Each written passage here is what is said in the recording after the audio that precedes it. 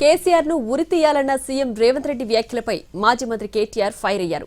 తెలంగాణను కాంగ్రెస్ ఏళ్ల తరబడి పట్టి పీడించిందని అన్నారాయన. ప్రత్యేక తెలంగాణ కోసం చావు నోట్లో తలపెట్టారని గుర్తు చేశారు కేటీఆర్.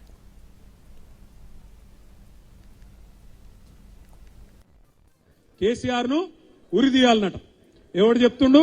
ఈ బడివే రేవంత్ రెడ్డి గాడు కేసీఆర్ ను ఉరిదీయాలని మాట్లాడుతున్నాడు. ఎందుకు తీయాల ఉరి?